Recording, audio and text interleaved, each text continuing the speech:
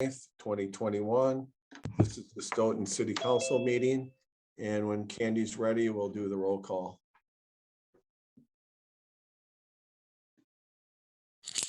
Okay, I'm ready.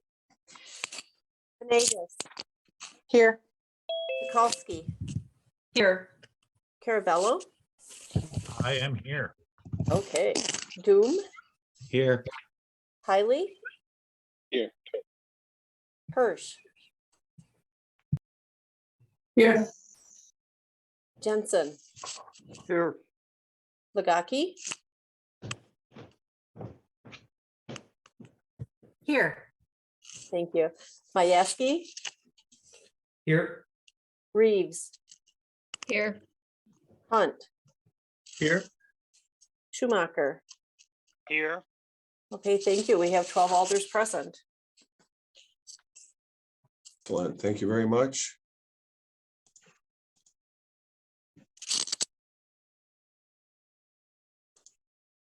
And I'm just going to share my screen here, and there we go.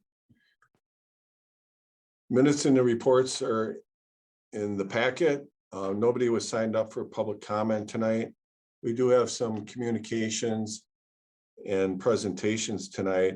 Before we get started with the presentations, are there any communications from council members?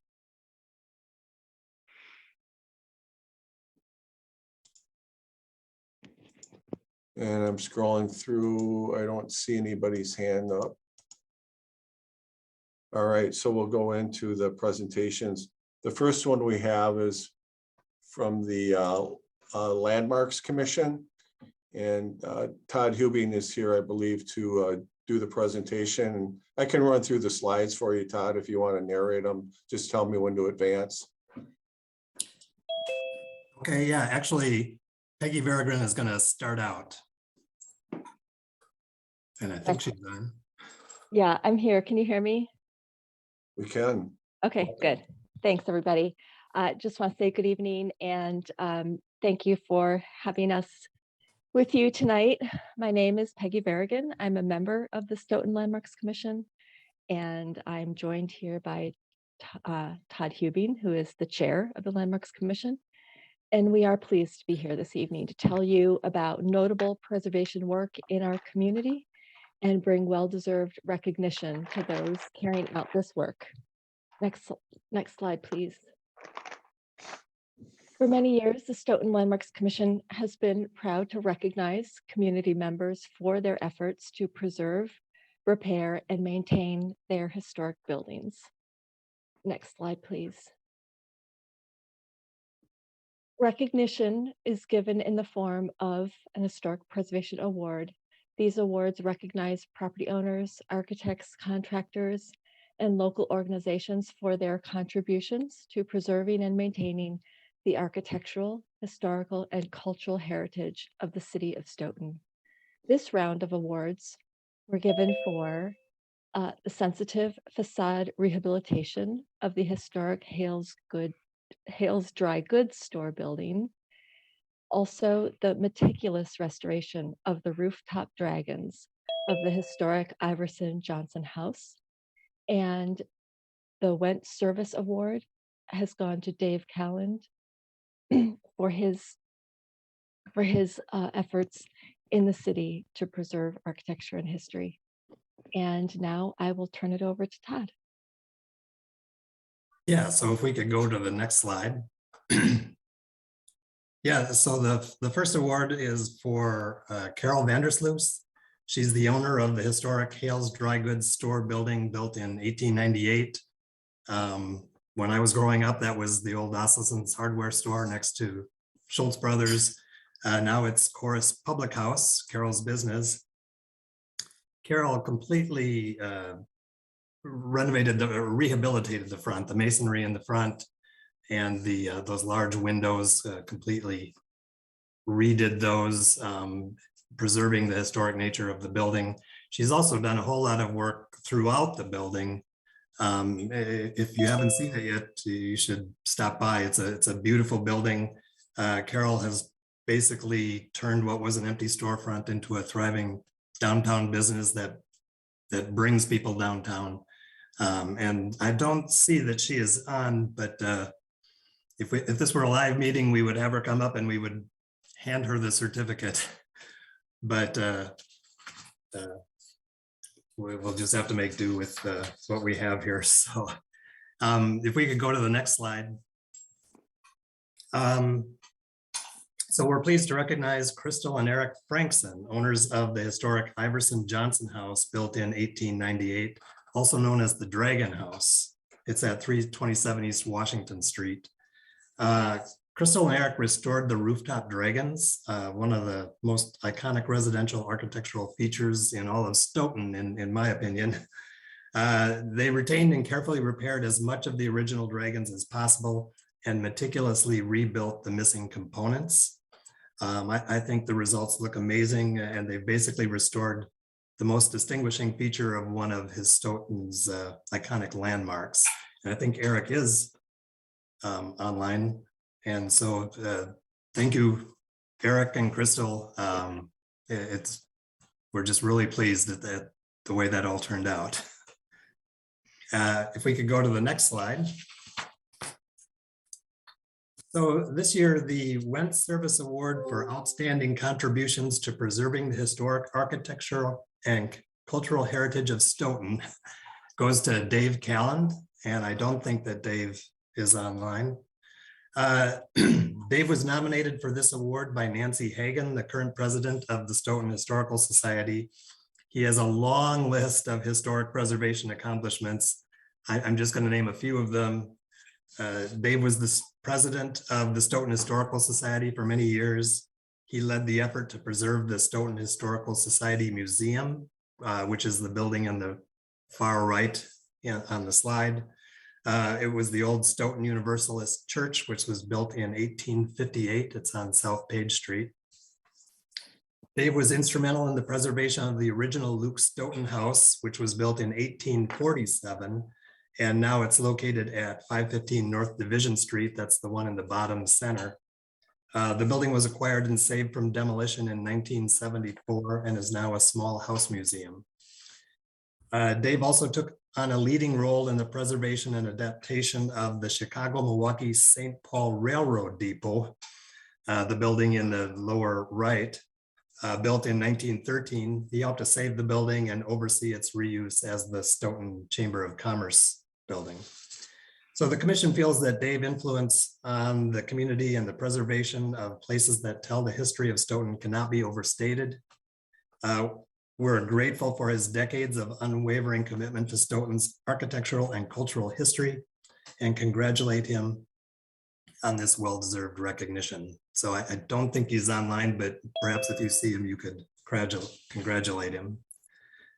So on behalf of the Landmarks Commission, Peggy and I thank Carol Vandersloos, Crystal and Eric Frankson, and Dave Calland for their stewardship of our shared heritage and for their work to maintain and protect the unique historic character of the city of Stoughton. And that is it.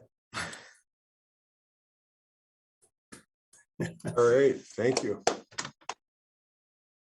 Thanks, Todd. Thanks, Peggy. I know Jean is the council representative on the landmarks. Anything you want to say, Jean? Isn't it amazing to see the work? An old house is never done. So thank you. And I just want to put in one more plug for the Landmarks Commission. I know Peggy and Alan Hedstrom especially have been on there for a long time. We appreciate their commitment. We are looking for a citizen member to serve on the Landmarks Commission. If you know somebody out there, if anybody's watching the meeting tonight that's interested in participating in these types of discussions, really interesting and educational and actually quite a bit of fun. I served on there myself, and I really I appreciated being on there and really learning some of the history of Stoughton. So it's a great group. Tim, quick question. What's the expected time commitment, if you know, or maybe Peggy or Todd have a feel for that? I'll let them answer that. Yeah, well, we meet once a month. And so our meetings are generally a couple of hours, 1 to 2 hours. And in between we have projects, but primarily it's bringing your expertise in historic preservation to the group. And basically the main requirement is having an interest and enthusiasm for preserving the old Stoughton. Awesome. I'm pretty busy these days raising babies and fixing dragons, but it's good to know what the ask is, and I'll definitely put the word out to folks I know. Thanks. All right, thank you. So we're wrapping up, and I just want to thank you again for having us here this evening. And one more thing, I want to mention to you that the Dragon House is a local landmark, and they have been the beneficiaries of our mini grant program to help them with repairs. And I just wanted to bring it to your attention because City Council generously funds that grant program that we have. And it's a great opportunity to show you some of the results of that mini grant program, and that it's a small amount of money, but it can have a big impact, and that we are very grateful for that grant program and to be able to provide small grants to homeowners and property owners of local landmarks so that they can help to make appropriate repairs and preserve these buildings for the entire community. The entire community benefits from these projects. And so with the Dragon House as one of the recipients, I just wanted to mention that and to thank you again for that grant fund. Thanks again. Thanks, Peggy. I appreciate that. Yeah, knowing that, we're very grateful for any support we get. Like you said, Jean, it never really ends. Excellent. Next communication is basically, we wanted to let the city council know that Governor Evers did declare the 29th of October Election Hero Day.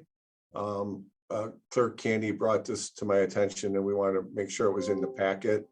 Obviously, not only the clerks, but really all the election volunteers that have worked the last couple of years in particular have really been tested and really persevered through difficult conditions with COVID and just the whole climate out there. And I was really grateful to see that the governor did acknowledge that. So we wanted to include that in the packet. Is there anything you want to add, Candy?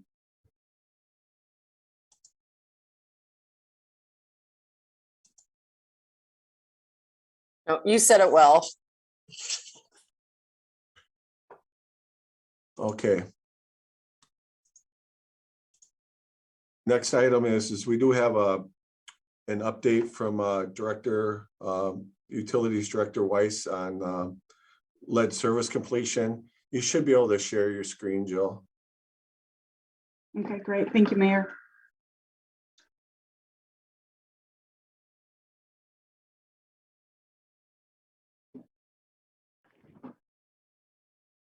There it is. Excellent. The slideshow. I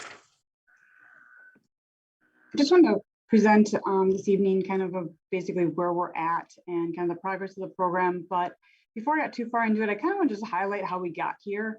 So just kind of going through a few slides of just kind of the transition of where we came from to achieve the goal that we have.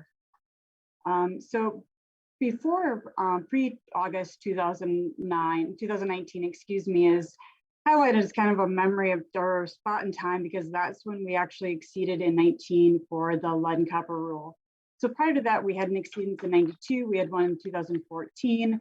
We were able to do basically sample ourselves back in compliance in 2014, did annual sampling then following 2014, and then took on a lot of educational effort, really encouraging property owners to replace their sides of the lead service lines when we were going through with CIP projects. And then we started a program of actually checking to see what properties we believe to have lead or galvanized services with meter changeouts and cross-connection inspections. So in August of 2019, we had our lead exceedance, and we actually, even ahead of getting our DNR results back, we did understand or got the information back. And so started to proactively reach out to share, our stakeholders, our daycares, our schools, city council, utilities committee, and just wanted to get out that information as quickly as we possibly can. We started doing pothole of our services. We had certain things we had identified, what we thought was out in the system, and we started to actually pothole in September following that exceedance. In November of 19, we actually had a DNR meeting with a variety of different DNR representatives, and basically talked through where we were sitting and said, okay, yep, it's no problem. You can go ahead and sample yourselves back in compliance like you did in 14. And that was the plan that we laid out. And that we'd also have to do a corrosion control study, which we had also done in 14. So with that effort, we thought, well, we'll start kind of planning out how will we address our lead issue. In February, so between November and February, then we were kind of laying out and planning out that 15-year plan. It was brought to our attention. We had another meeting, a follow-up meeting in February of 22. And basically, it was discussed that we were not going to be able to sample ourselves back into compliance. So that effort wouldn't achieve. Yep, we could definitely sample ourselves back in compliance, but it wouldn't actually put us in a status of compliance. That water treatment was going to be necessary. If we couldn't address this in any other way, we were going to have to treat our water and sequester basically that lead without orthophosphate or a polyphosphate. And that we would actually have to go on to a second round of corrosion control studies. That would be the second requirement. And that we would then have to pilot a chemical treatment system. And that would be about an $80,000 undertaking. We explained, no, we really don't want to treat our water. Don't think that's a good idea. We do have a 15-year plan, and it was brought to our attention. It wasn't fast enough. But I guess what I want to highlight here, and which isn't here bold enough, is that they also, with that information, was very clear that they desired to help us and wanted to help us figure out what was best for our community, what options we did have. And at that point in time, it was brought forward to us the possibility of this grant. So as much as this is kind of a disappointing day, it became a day of kind of elation that there was this possible answer for us. So with that in mind, there's this grant possibility out there. I think everybody we all came together and circled around that idea. In the process between spring and summer of 2020, the council, you passed 3 ordinances, one ultimately to make lead services a public nuisance, another one to address or meter configuration, and a third to address basically how services were being not allowing signal services to provide water to multiple parcels. We got acceptance actually of our first corrosion control plan, and our action plan with that was that we would get this grant. That was our intent, and if we didn't get the grant, then we would have to go on to that second piece of the corrosion control study, but that would be put out till 22. DNR accepted that, and then we started basically working through a variety of different things, identifying again further investigations to find where our lead service lines were. We also recognized very quickly Res DOT is about to start Main Street project. Appreciate very much the support that we've had here with the council to go forward with, sorry, my computer's trying to shut down on me. So to go forward and get actually the lead service lines replaced in the Main Street project ahead of the DOT's work so that we didn't dig that back up in 21. Actually, also the property owners that were doing CIP work that actually had public, and we were replacing our public side of the lead service lines. They also then were able to replace theirs in 2020 with the possibility of getting reimbursed by the grant if we were to receive that grant. So in the fall of 22, we submitted our grant scoring. We submitted our grant applications. We started to work on what our plans and specs should look like to be able to bid this out. We engaged with engineering. We continued to do ongoing pothole investigations. And then we started to do a door-to-door effort to try to figure out exactly what's inside of each of these properties. Recognize kind of provisions of our ordinance. And so actually started then the true door-to-door efforts in February of 2021. We created all the door-to-door documents. We basically went through and started modifying our plans and specs and bid documents. And we know we're actually at that point then given some awareness that, yep, it looks like we were going to get the grant award. In the spring then, the project was bid, it was awarded, and we continue to do door-to-door efforts. So construction really has been from May to November of 21. And right now, as we kind of finish up the project here, it is their desire to actually be done with all paving by the end of this week. We will be continuing. We did actually start with 32 pages of punch list items. So basically the punch list items are items that needs to go back and the contractor needs to address. I'm happy to report we are down to 4 pages of those.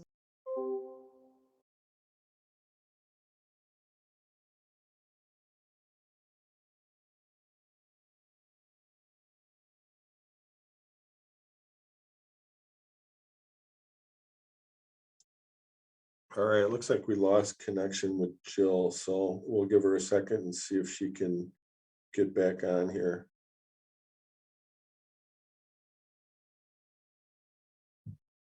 It said the Technology. computer was losing power. Yeah, technology is great when it works.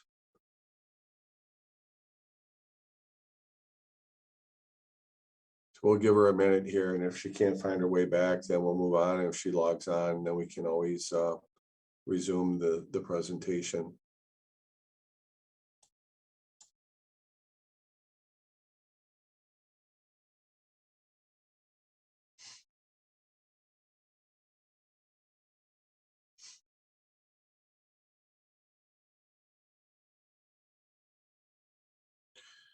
And while you're waiting, you can think of any questions you might have for her.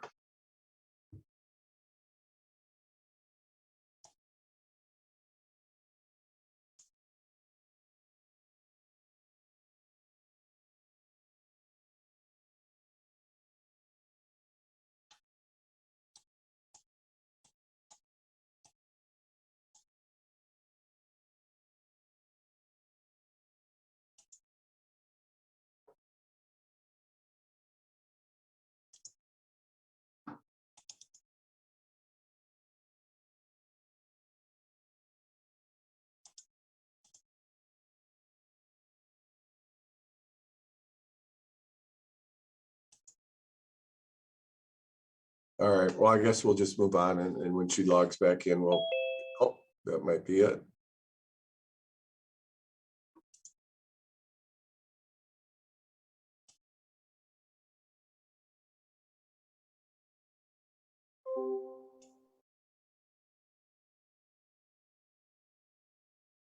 All right, Joe, looks like I see you logged in, but I don't see your camera or your microphone on. Are you able to hear us? I can hear you. I'm just trying to find out what happened there. I'm very sorry about that. I'm still trying to kind of get reset up here, but sorry about that. I can hear you and I can see you. All right, we can see you now, so you try sharing your screen again when you're ready. Okay, very good. Thank you.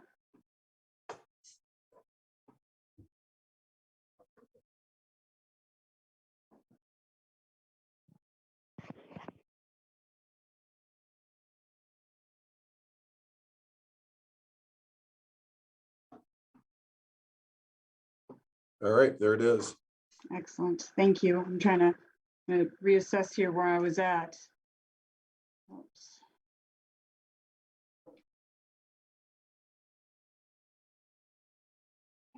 You're talking about the punch list. Very good. So construction, thank you. So we basically are down now to 4 pages of punch list items, which is great. We are actually double checking those as soon as the contractor brings them back to us. We do go through and review them and verify that they have actually been completed. From what we talked about previously is that on the, obviously the utility funded side, we're looking at about 2.1 million. On the grant side, about 3.6. There's some things more coming with that I'll talk through here in just a second. But where will that funding come? I really wanted to highlight that, the grant funds ultimately paid for the public or the private side, really for the construction costs there. There was about, in the end, 680 services or properties that were actually, and that's considering the 2020 and the 2021 work that was completed. On the utility side, we completed all the public, and it should actually say public there as opposed to private, and that was about 335. And then the city funding, which I really want to underscore and how important that is. Was 9 services of commercial were funded that way, and also some of the engineering costs for the 2021 private replacement. So kind of the remainder though of 21, obviously we're getting done to the end, we're getting through the construction pieces of it. 5-Star Energy Service is very much aware that looking for all that final cost, but pay app actually to be to us by December 1. The one thing that I want to underscore, and I guess for our council to really know and understand at this point in time, we are lead free. We've achieved the goal, and I thank you all so very much for all of your work and patience to get to where we're at. The piece now that we've got left is the financial piece of it. The pay requests have lagged behind the construction so far, and each pay request has actually certain parts of a project. So if an address comes through, it's very possible that we've got some of the pipe work and then we still don't have restoration. And so those are kind of lagging behind. Knowing exactly where we sit today on that actual cost, I'm hopeful to have that to you basically in the next 2 weeks. I hope to follow up at the next meeting on that. So that's basically where we're at right now.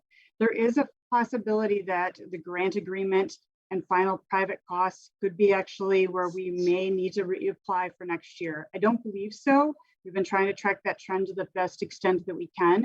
We've had one private service that was 21,000. On average, they're quite a bit less than that. But as we kind of shake through those costs, until we get to that final number, we're not going to know exactly for sure where we'll sit. There is a possibility that we will be going after another grant, and DNRs basically will work through that with us. So I have no concern with us getting actually reimbursed. It just might have to go into 22. And then also we'll look at the public costs and really the true impact on the rates. We're looking at about an 8% rate increase with that. So I just wanted to highlight and thank you for everybody, the amazing collaboration, all the efforts of the Utilities Committee, the City Council, all the City of Stoughton, our residents, our businesses, our entire community, Public Works, our building inspection, all the departments and their staff and their patients. Wisconsin Department of Transportation for their willingness to allow us to actually address those water services on the public side last year. Wisconsin DNR, I cannot say enough great things for their collaboration and efforts through every aspect of this project. And then our internal team of Stoughton Utilities, our technical operations team who is fielding all the customer calls, our electric division who is holding polls at a moment's notice, water division who's been instrumental in every aspect of this project, as well as wastewater and their efforts to help pothole and to do the door-to-door inspection. Thank you all very, very much. And we've achieved our goal. So a little bit more information to come on the financial side.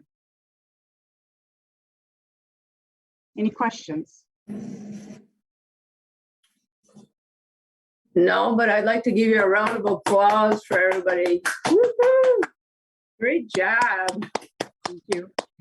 Thank you for everybody in the city that was part of this. This is fantastic. Absolutely.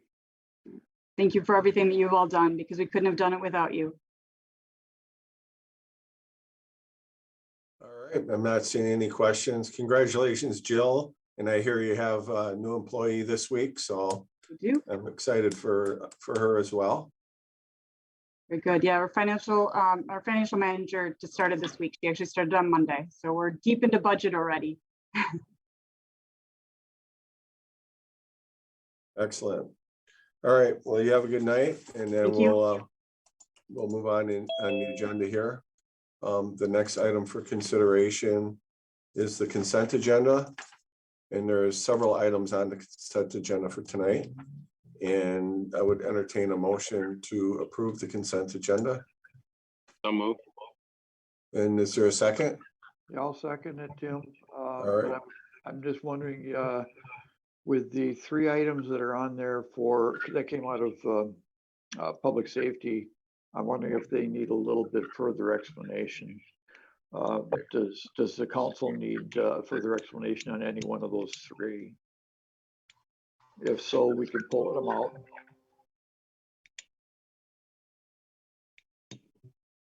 Hearing none, so I guess we can go ahead then. Thank you. All right, so we had a motion by Hiley and a second by Jensen.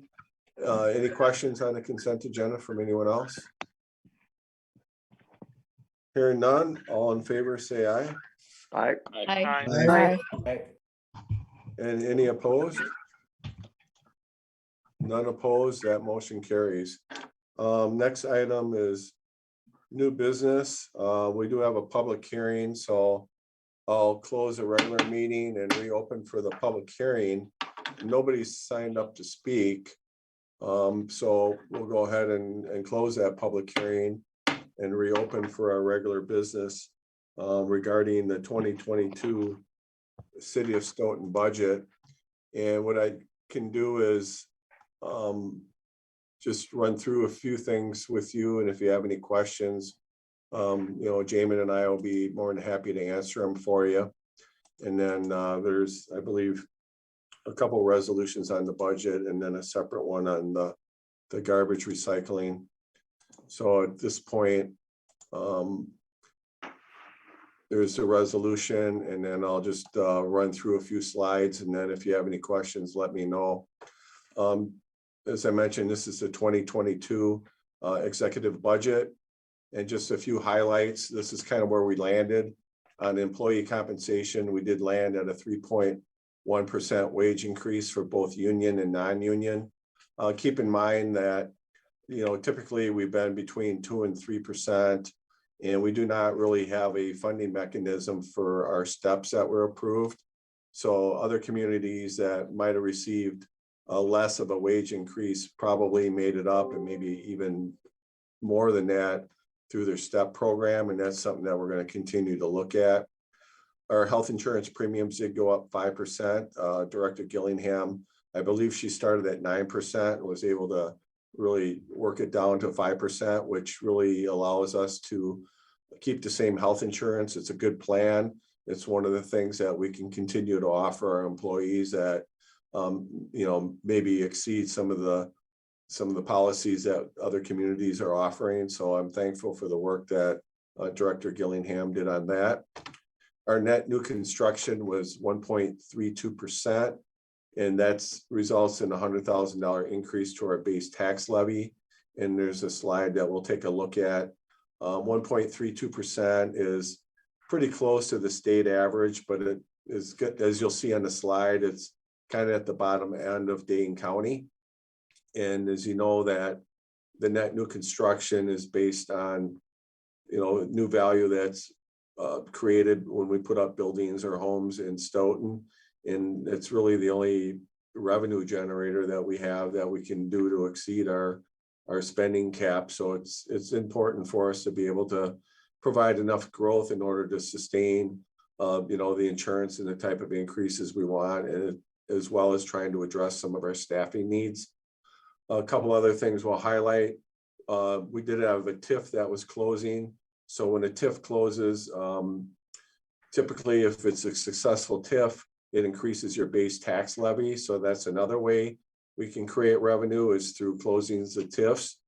Depending on what type of TIF they are, typically they take 20 to 27, sometimes 30 years in a redevelopment area to close. And we just happen to have one close this year, so we're taking advantage of those dollars. Our non-labor operating budget increase was 0. So we're pretty happy with that. Even though the price of things are going up, we're able to keep our budget on those items flat. One of the things that Jamin has really worked hard to do is to work to keep our mill rate consistent. And then as well as, trying to keep a couple of our TIF districts that are still waiting to grow off the tax roll. So I want to thank Director Friedel for his efforts in that area. Any questions on this slide? We'll move to the next one. This one here demonstrates our net new construction. So you can kind of see what's going on, and 20 is in the blue and 2021 is in the orange. And, Fitchburg and DeForest and Sun Prairie kind of lead the way. Looks like Sun Prairie was a little bit down this year. And, we're kind of down near Monona and Verona. Verona kind of lives and dies with Epic. Monona, they're kind of landlocked, so they do a lot more redevelopment. So they have some years where it spikes. But overall in Dane County, you can kind of see, we're kind of below the average. Some of the other things we tried to address in the budget was to try to address some staffing needs. And all the staffing requests that were put in by the department heads, and there was a number of them, went to the personnel committee, and the personnel committee worked to rank them. And then eventually, you know, I sat down and decided to try to fund some of them. And I'm happy to say we were able to fund another IT professional to help Director Montgomery in that area. IT, we are increasingly reliant on our IT department, and we're trying to do as much automation as we can to create efficiencies in that department.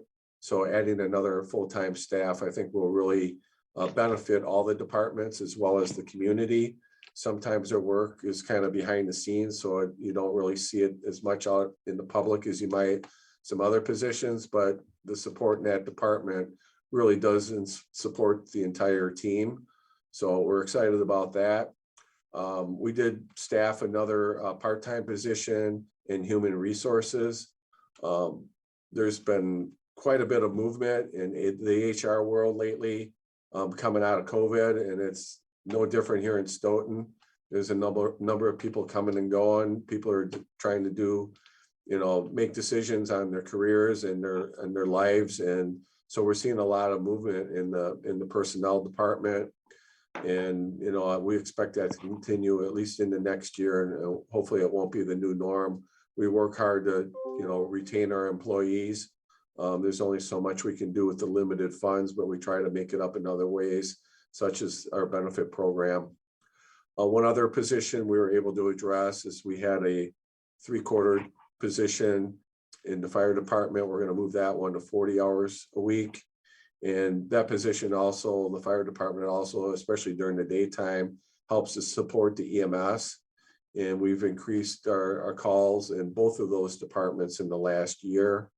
You know, a lot of it is, you know, maybe directly or indirectly related to COVID, as far as, you know, people being home and stressed out and those sorts of things. But there just seems to be a lot more calls lately. And we had an opportunity to at least address some of that by moving them hours up. So overall, our levy increase for debt service went up $131,625, and we can explain that if you want us to on a later slide. We did utilize $15,000 in excess debt service fund balance to try to help keep that mill rate consistent, as I mentioned earlier. The next slides I can let Jamin run through, and I'll let him share his screen.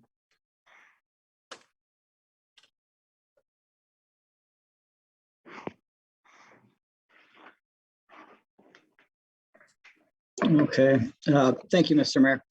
Yeah, I'll go through the remaining slides and kind of touch on the memo very quickly. I know there's still a lot of business to get through, but as the mayor alluded to, here is the overall budget rate, or the tax rate slide. I did put both assessed and equalized value here. We do tax obviously based on assessed value. So you can see what the reduction was this year of about 3.46%, down to 782. The slides basically set up where the blue is the assessed value mill rate.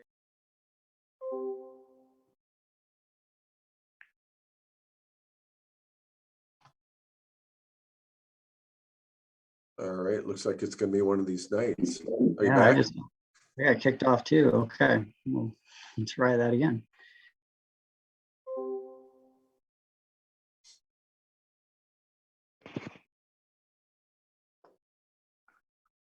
Was it something he said?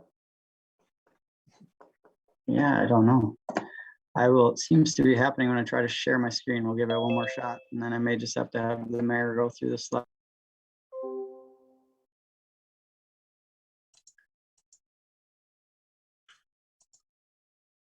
Well, I can just share my screen. Jamin, can you see it? Yeah, yep. Hopefully I don't get kicked off here. I don't know what's actually going on. I'm in the office, so.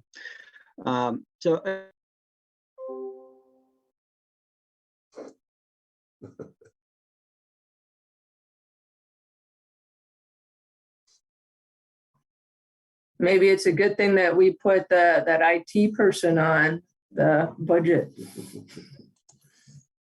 Maybe I can run over to the mayor's office and run through this. You can do that.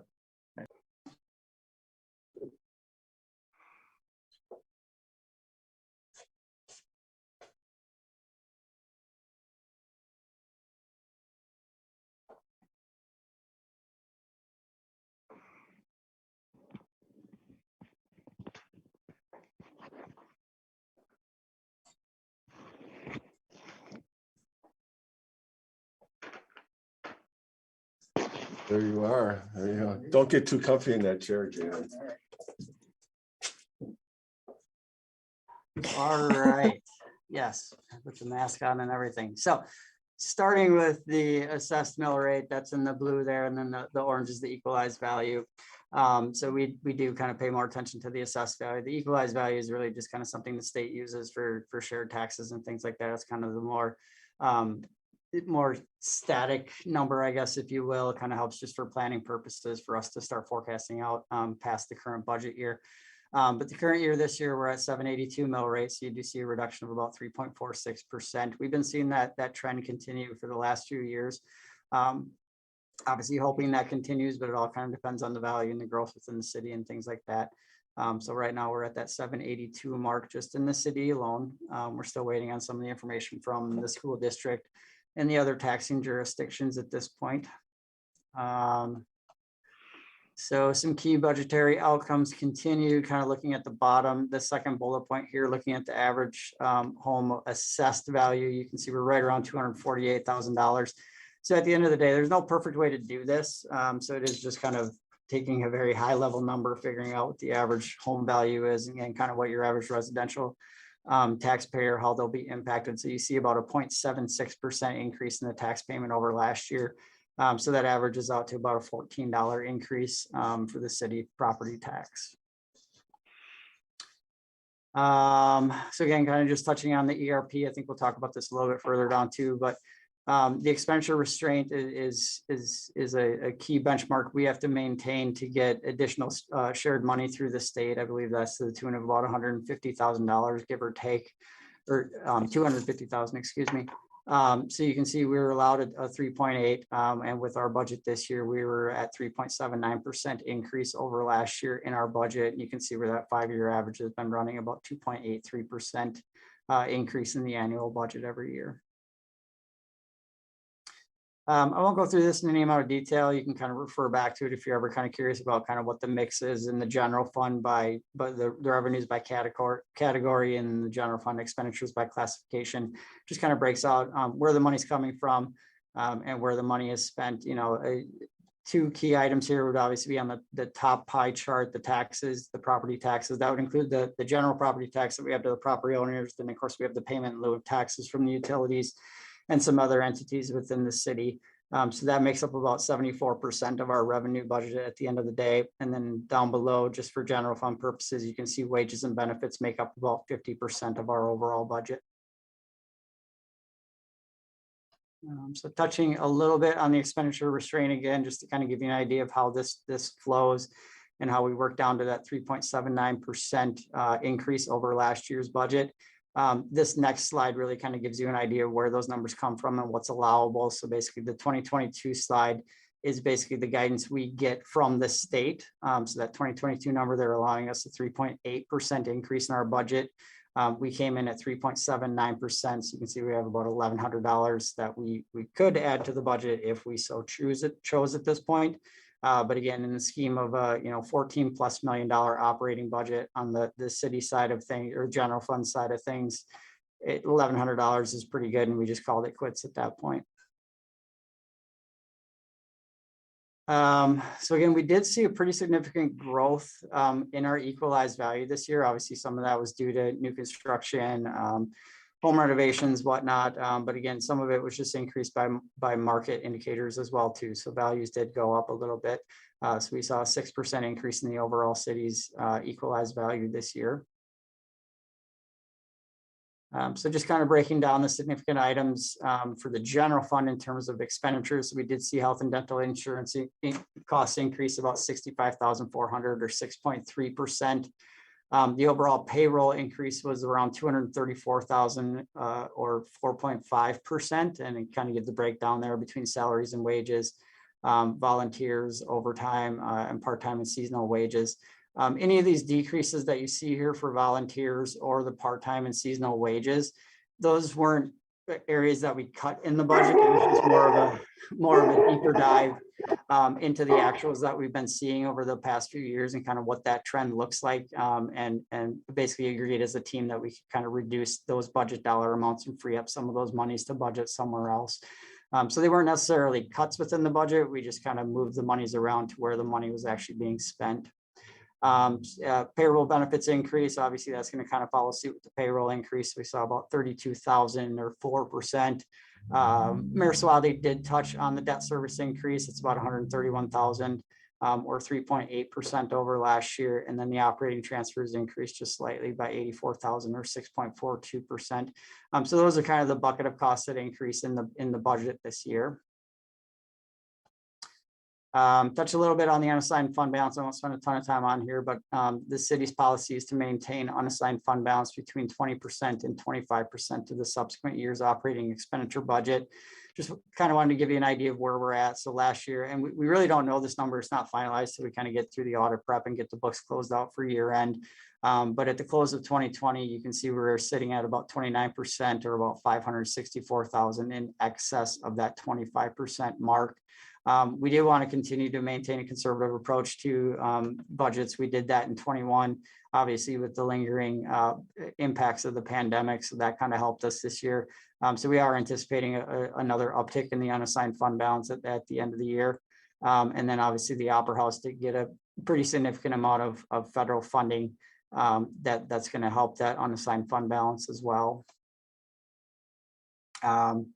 Key point on this slide is just that very first one. The 22 budget does include use of unassigned fund balance at this point, and that's just to basically fund what we think are the planned 2022 employee retirements. So we will be eating into the unassigned fund balance on paper, but as you saw on the previous slide, we have plenty of room to cover these costs.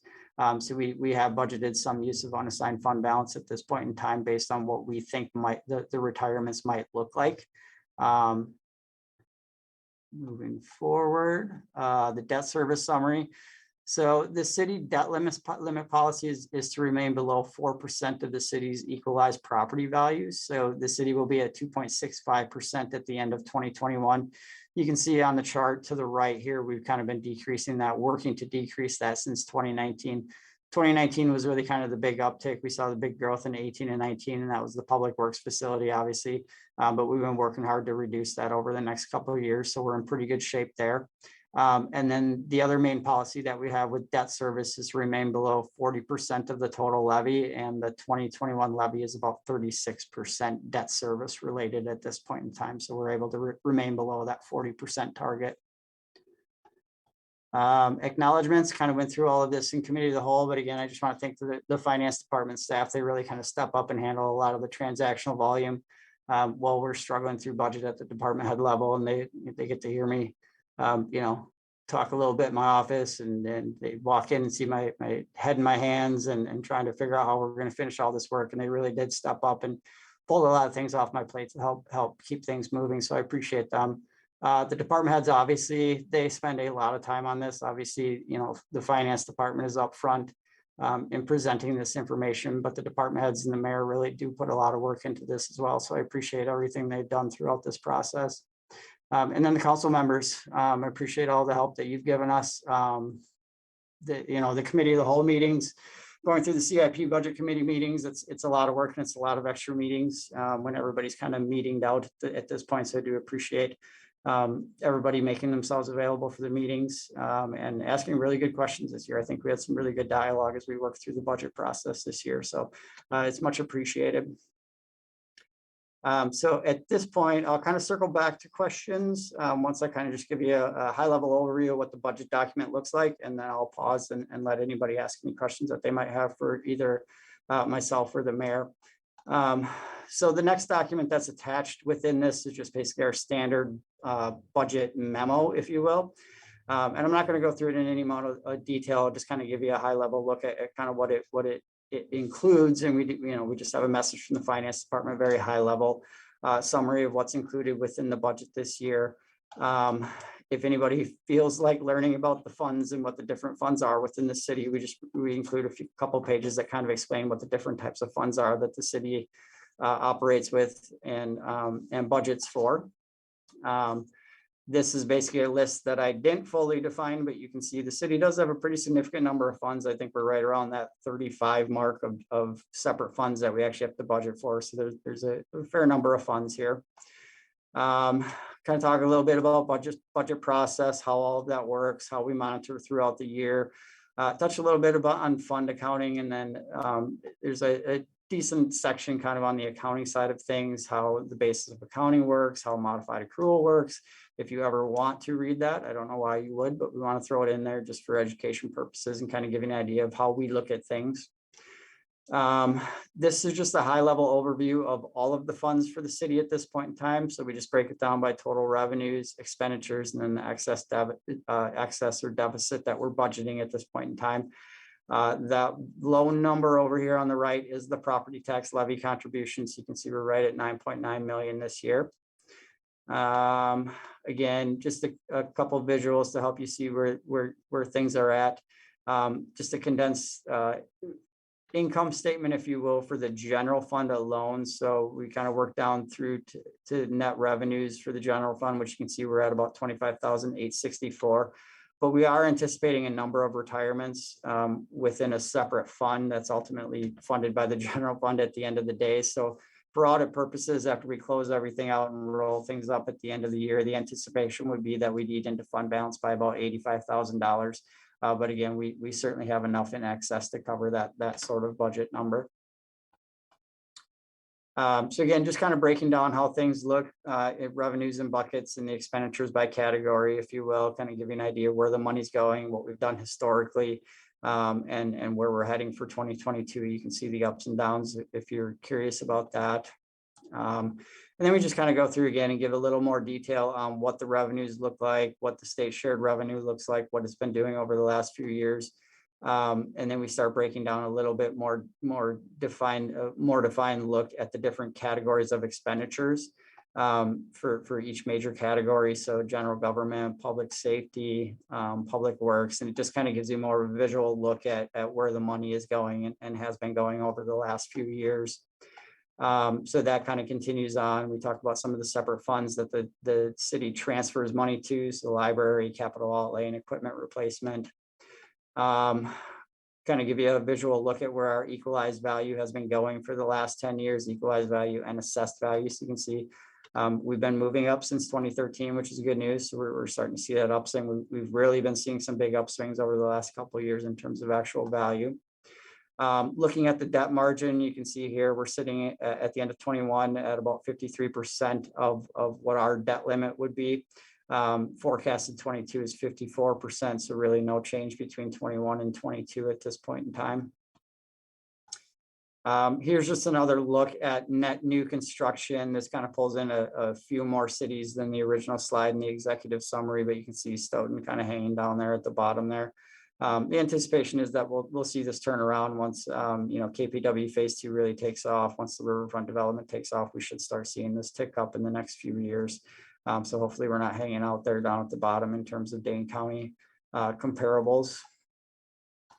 Again, just the assessed value and equalized value mill rate chart, just for your visual pleasure. But again, you can see we've been trending in the right direction with our mill rate, so that's good news.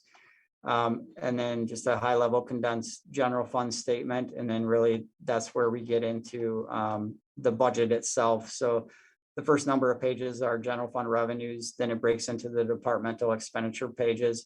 And then every other single fund budget follows after that. So that's really all that we had prepared for the presentation itself. I know it's quite a bit, but a lot of this has been discussed at the committee at the whole level. But at this point, I will just pause and we can field any questions that anybody might have.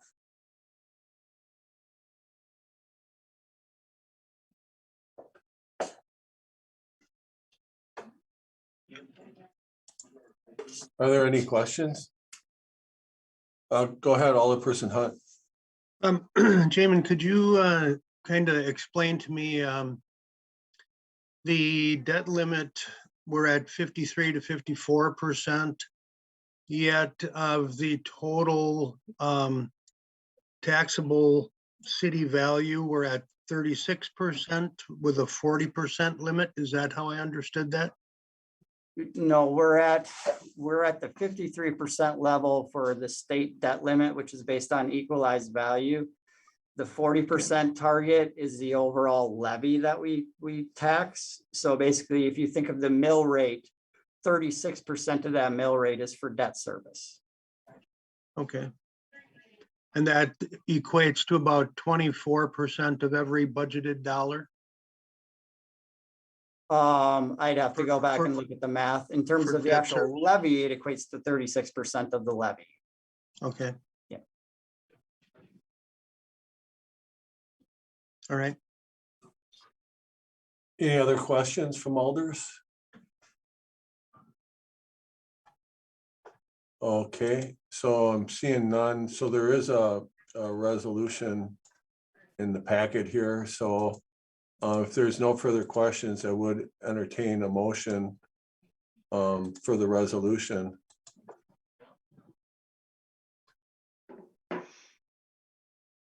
I will make a motion for R-163-2021, adopting the 2022 City of Stoughton budget. So moved.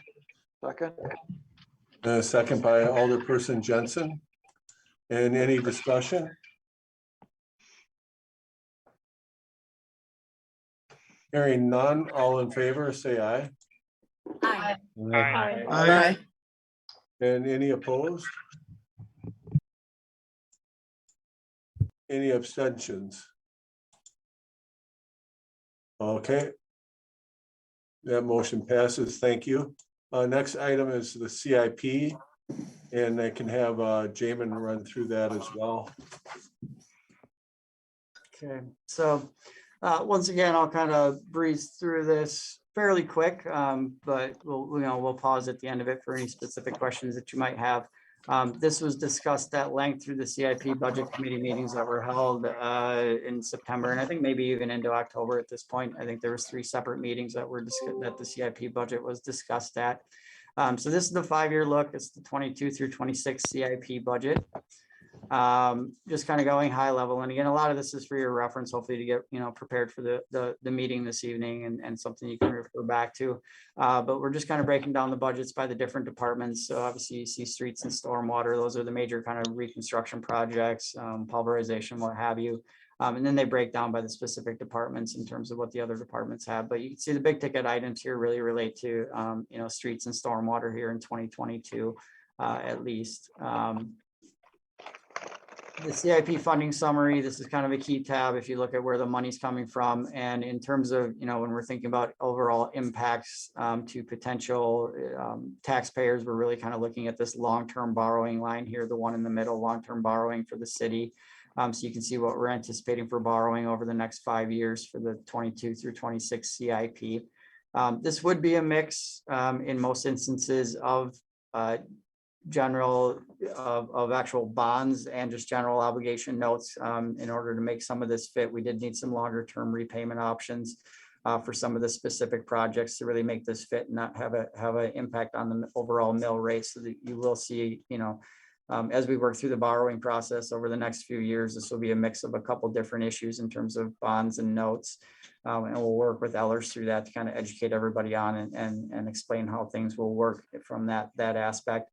There is some long-term borrowing. This would be a longer-term borrowing too in TIF number 8. This relates to the riverfront work that we're doing down there. Most of this would cover the remediation work that we're planning to take care of in 2022, the environmental remediation.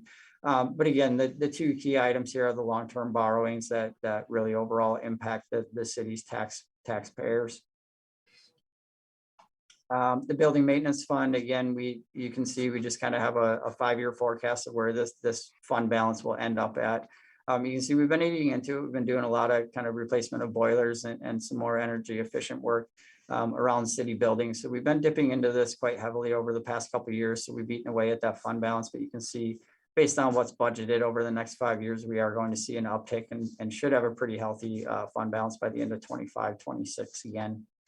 And this is mainly funded through buildings that the city leases out to other third parties. So there's no taxpayer money built within this budget. So it's a nice kind of sinking fund, if you will, to have set aside to cover planned expenditures for the city buildings. Equipment replacement, again, this is what you would call basically a sinking fund. We fill in some of the CIP budget items into this where they can fit. But you can see the fund balance here is remaining pretty healthy, pretty consistent expenditures over the next 5 years coming out of this. So we're not anticipating this particular fund dropping below the $100,000 balance. So there's some room to fit in some emergency expenditures if need be over the next couple of years. Hopefully it doesn't come to that, but we do have some reserve sinking funds amounts available to cover anything that maybe we don't anticipate at this point in time. I'm not really going to spend much time. Actually, I'm going to spend no time kind of going through the major projects. I've just kind of included this in the CIP budget committee meetings for everybody to kind of bite off in smaller chunks, if you will. It's a little bit easier than looking at the overall CIP together. But I'll just kind of go through the major categories that are here. And then if anybody has any specific questions at the end, we can certainly try to address them.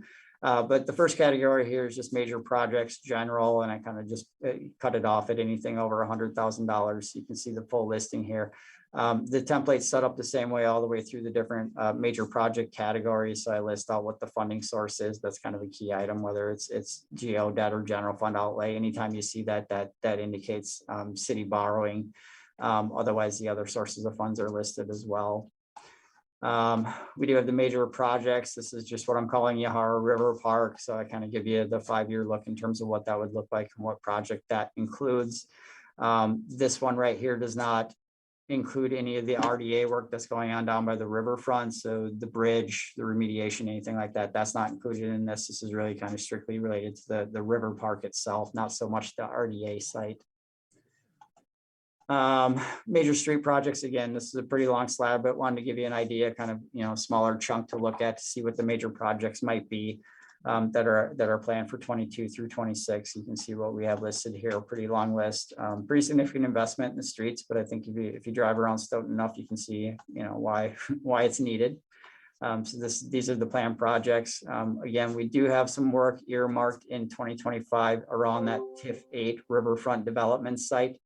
That obviously will depend solely on increment being available to cover these sort of costs. I anticipate these being pushed back a bit, but who knows if that development really takes off and we're seeing it overperform based on what we have anticipated right now.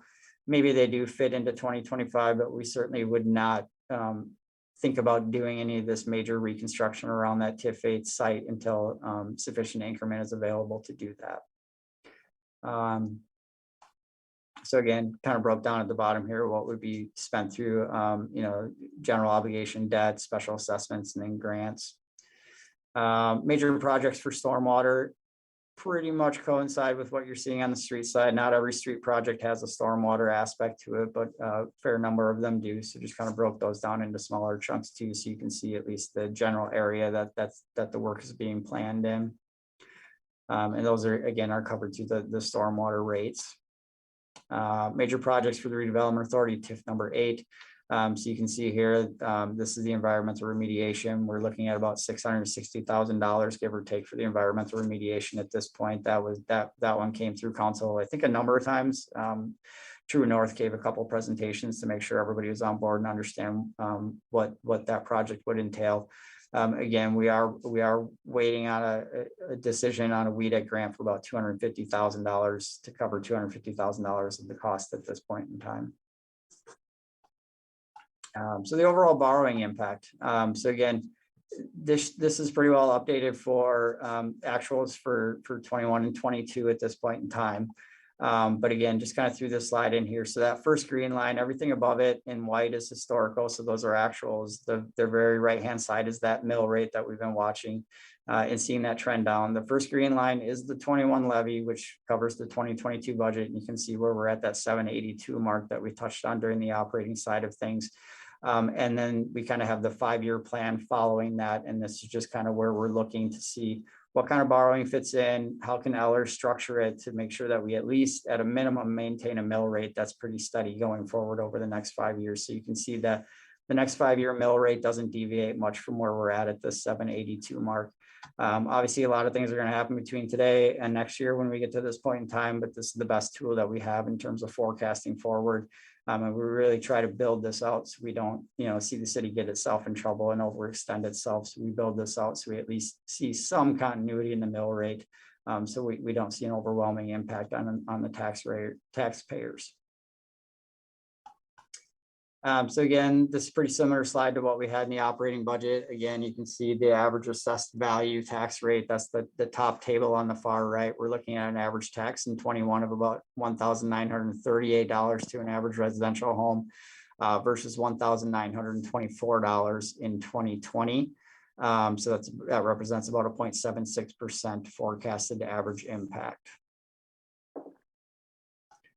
And then just a breakdown of what we're forecasting our debt ceiling to look like. And we kind of touched on this on the operating side of things as well too. This is just a little bit more detailed than the charts that we had in the previous presentation. But the top left is the 12/31/21 actual. We already know that number. We're done paying debt. We know exactly where we're at. So we'll end up at 2.65%. Again, the city's policy is 4%. The state's policy is 5%. So at 12/31/21, we'll end up at 2.65%. And if we just work our way down, it goes into 22, 23, and then popping over to the right side, 24, 25, and 26. And you can see we're able to forecast that out to maintain a pretty level impact in terms of the debt ceiling forecast. So we go from 2.65% in 21 to 2.68, 2.67 in 23, 2.69 in 24. 2.64 in 25, and then 2026 we are going to see some drop off and some pretty significant debt issues here in 2026. So then we see that debt burden drop down to about 2.53%. So again, with the forecasting models that we have internally, and we work with Ellers to kind of validate those models, this is where we see the debt ceiling forecast heading over the next 5 or 6 years. Again, just a little visual representation of where we think that debt ceiling is going to be. So the blue is historical. We've seen these, and you can see that uptick in 2017, 18, and 19. We've been working hard over the last few years to kind of see that drop. So from 2019, we were at 3.11%. 2021, we're going to be at 2.65%. So it's a pretty significant drop in 2 years. And then the way we're forecasting out and kind of structuring the proposed debt issues, we're really trying to keep that as level as possible at this point in time. And then this is the actual final CIP itself. It's about a 10-11 page document, but kind of breaks down things in more detail by the department and funding source. And then it has the project description with the 5-year plan for each. So that's really all we had prepared for the CIP presentation, but I will pause there and we can field any questions that anybody has.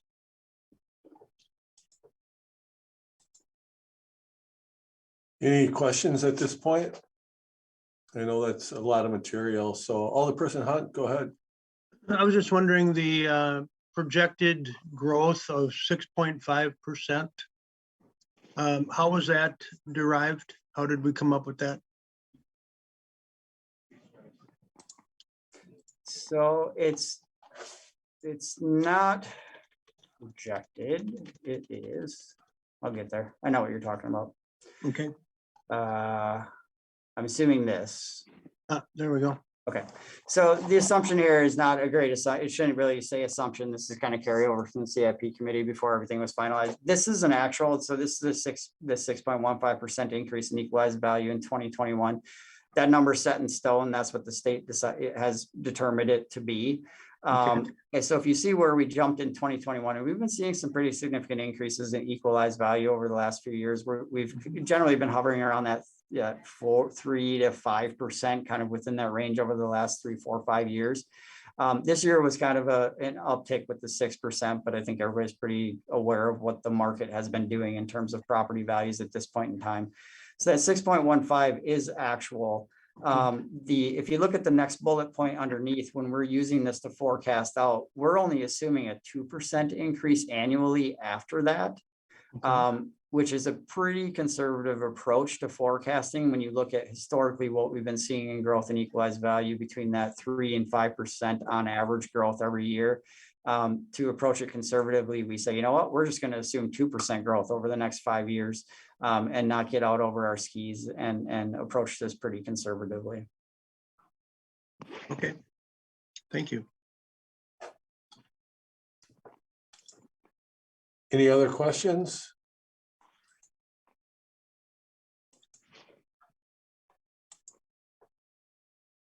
Okay, I don't see any at this point. We'll go back to the resolution here.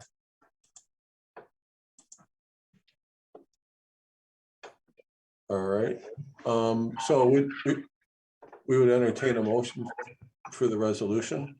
I would make a motion, resolution 164, 2021, authorizing and directing the proper city official to approve the city of Stoughton 5-year 2022-2026 capital improvement plan. And I would move for approval. Is there a second? Second. A second by person Reeves. Any questions? Before we vote, I just really wanted to take a moment to thank, Jamin for all the extra work that he put in. He's been working a lot of extra hours in order to do it, and working a little bit short-staffed. And you can really tell he takes a lot of pride in the work that he does. So I just wanted to recognize him for that. And certainly all the other department heads and council members that contributed to the budget process. It's a long road to get here, but I think that, we put together a quality budget, and I'm really thankful for everyone that contributed. So seeing no other questions, I would, all in favor of the motion, say aye. Aye. Aye. Aye. And any opposed? Any abstentions? That motion does carry. Next item is coming out of finance, R165 of 2021. I think this was also discussed at Public Works as well. Alderperson Schumacher. All right, thank you, Mayor. R165 2021 resolution setting the special charge for garbage and recycling collection fees for calendar year 2022. So moved. Is there a second? Second. Second by Alderperson Reeves. Alderperson Schumacher, go ahead. All right, this is kind of an annualized thing that we look at. We're trying to figure out exactly when we started the contract with John's, which we think was in 2018, but we are still within that contract term. This year's increase that they've given us is 6.01% and would result in about a $10 increase on tax bills. Alder Schumacher, this is Director Aber, if I may. Yep, go ahead. That the current contract period is between 2019 and expires at the end of 2024. Great, thank you very much. Yep.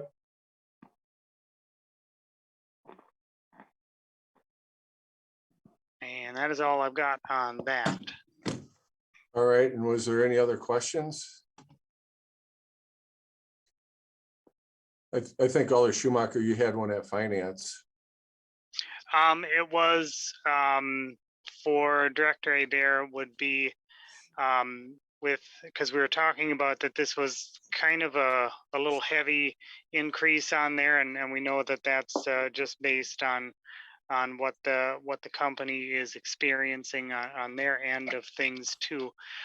Were they able to, or have they made any comments about how the recycling materials that they have after that market kind of dropped out for a while? Are they able to find better markets and better pricing for rebuying of recycled materials? Yeah, so from what I understand, the recycling market has rebounded slightly. In 2018, China banned all imported recycling material. So it was all having to be recycled domestically, which, to be honest, the United States wasn't really set up for the volume that we have. I think Johns has done a pretty good job of finding the markets in our region. For example, 100% of our paper stays in Wisconsin. A lot of our plastics do go to Indiana.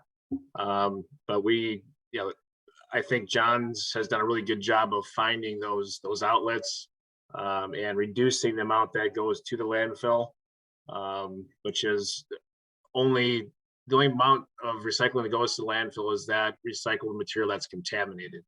So it's really up to us as residents to make sure that our recycling is as clean as possible. Because if it gets contaminated, it has to go to the landfill.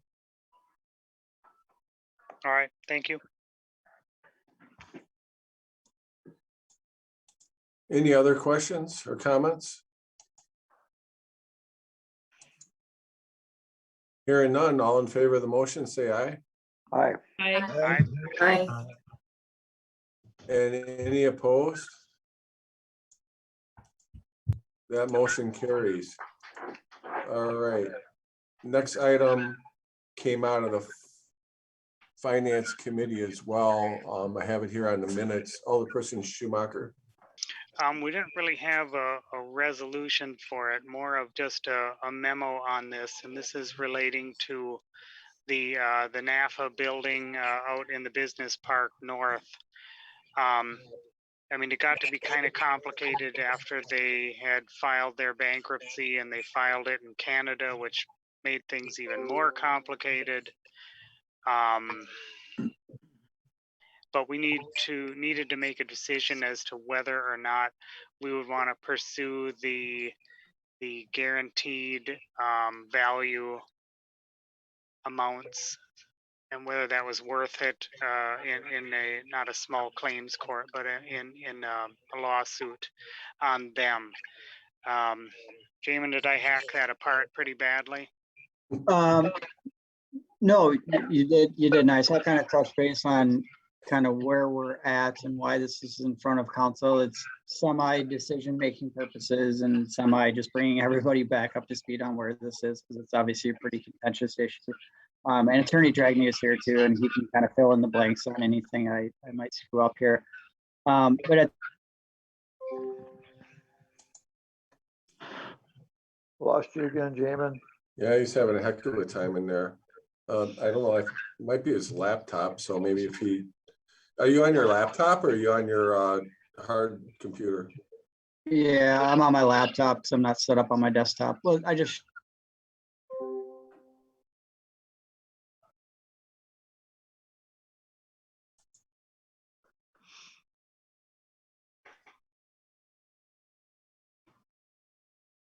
Looks like he's running this time. He's on his way over. All right, I didn't share the screen, but there's the memo. Okay, so I'll touch base high level on what this is. So obviously everybody's aware that NAFA has declared bankruptcy. We do have the guarantee in place with them. They're officially past due at this point in time. So earlier in the year, we engaged with a Canadian firm to, first of all, figure out, okay, can we even bill them at this point in time? And the Canadian firm said, yep, you can bill them at this point in time.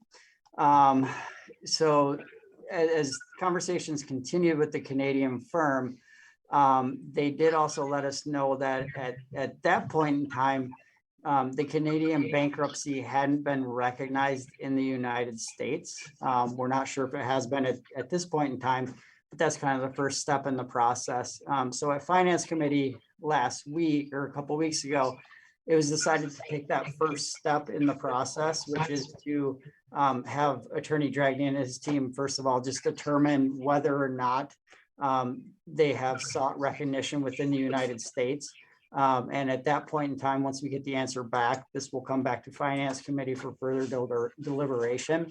But in talking with Attorney Dragney, he was anticipating an estimated cost of about $5,000 to work through the entire process, which would be the first step of determining if bankruptcy has been recognized within the United States, and then going through the process of filing a case with Dane County which at this point, actually, I think I might turn it over to Attorney Dragney and kind of talk through that process and what it would look like, what kind of the financial impact might look like, what guarantees would we have if we do win a case, and what that process might look like.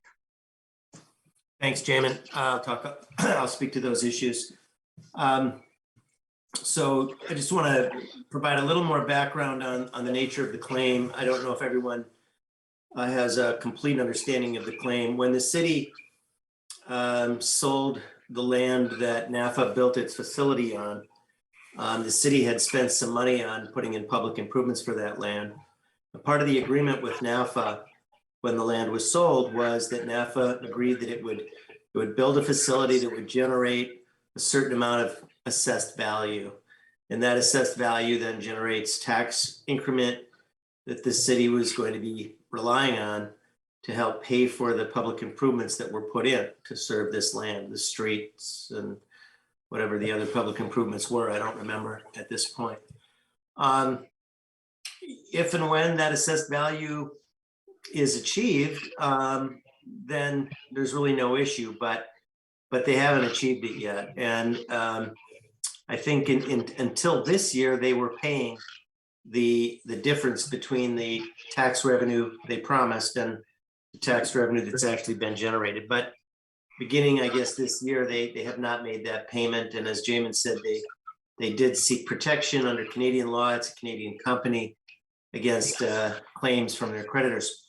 So the process going forward, the first step would be after we verify that, you know, they're not entitled to bankruptcy protection in the United States, but assuming they're not, the first step is to actually prepare a summons and complaint, laying out the city's claims, get that filed in Dane County Circuit Court and served on NAFA. And serving NAFA, we haven't determined how to do that yet, but that's step one. That's just to get a lawsuit filed.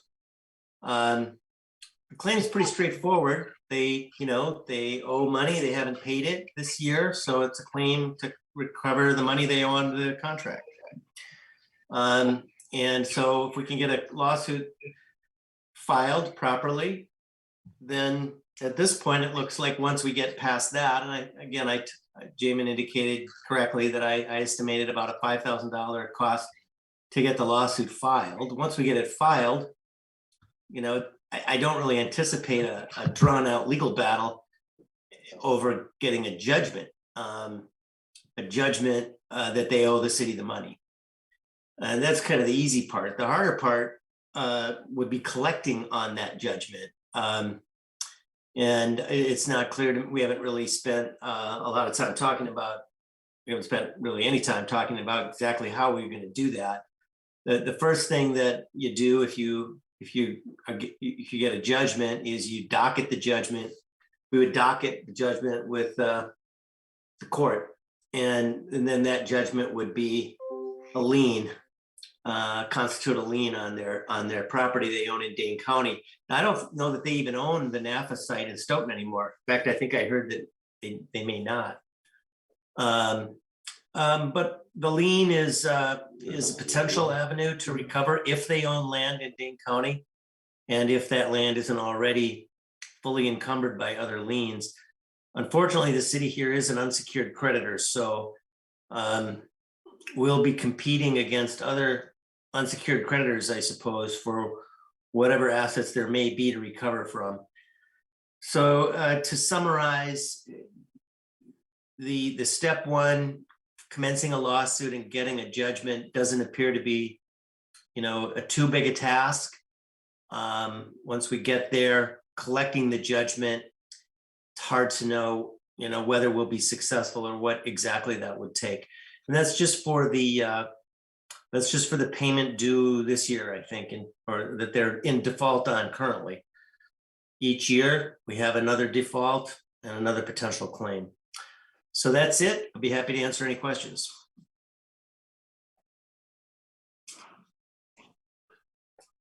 All right, any questions from alders at this point? Each year ending when? That's a good question. Probably when the TIF closes. Yeah. But it's I'd the have to remaining double check life- the agreement just to verify that. Yep, it's the remaining life of the TIF until they meet that value. I don't remember the exact timeline of the TIF, but it's a number of years at this point. Matt, sorry, Fred, I'll let you talk. Thank you, Regina.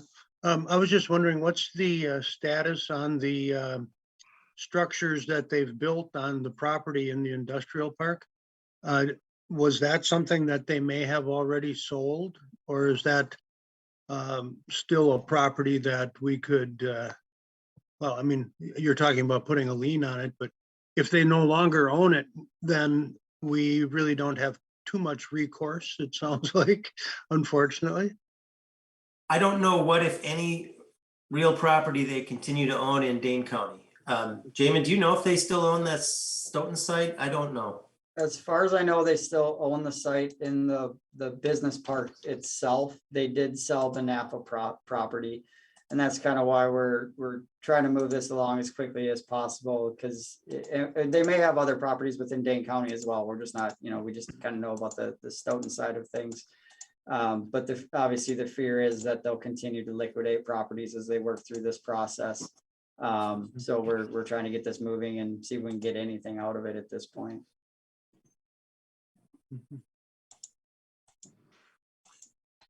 President Hirsch, did you have a question? No, I was just wondering, I was just curious of why when NAFA sold that property, why didn't the kind of contract with the city go along with that sale, or with that? We didn't put that in the contract. So if they would have sold, the next owner would have had to abide by the same agreement. Actually, that's a good question. I'm not certain whether that contract is binding on successors and assigns or not. That's something we'll look at. It's not in the agreement. It specifically states that the buyer has to agree to assume that liability. And, no saying buyer is going to assume that liability for NAFA. There you have it. It looks like they do still have the other building in the business park that they have not sold yet. So, there may be an opportunity there, but like you mentioned there, I'm sure there's, a line. And we're, I don't know where it would be queued up in that line, I guess would be the question. So at this point, my understanding is we're looking for like $5,000 to move forward. Is that what I'm hearing? The initial decision out of finance was to move forward with the first step of having Matt and his team determine if the bankruptcy has been recognized in the United States. But maybe that's a question for Matt too. Does it really even matter, since we don't have any operations in Canada? It's not like we can get in trouble. But if it has been recognized in the US, we really can't move forward with anything, can we? Right. If the Canadian bankruptcy has been recognized by the United States, then we'll be subject to what's called the automatic stay, and we'd have to deal with the bankruptcy process. I don't think we're going to find that it has been. I'm assuming that if it had been, we would have received some kind of notice, and we haven't. But we'll check that off. My understanding of the Finance Committee's recommendation was that the first step included both determining whether we have a bankruptcy stay that we have to respect. And then second, actually, if we don't have a stay, preparing the summons and complaint and filing the lawsuit and getting it served. But maybe I misunderstood. Nope, I thought that's the conclusion that we came to in the meeting. Okay.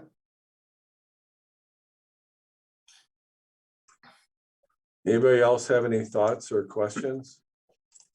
Tim? Alderperson Jensen, go ahead.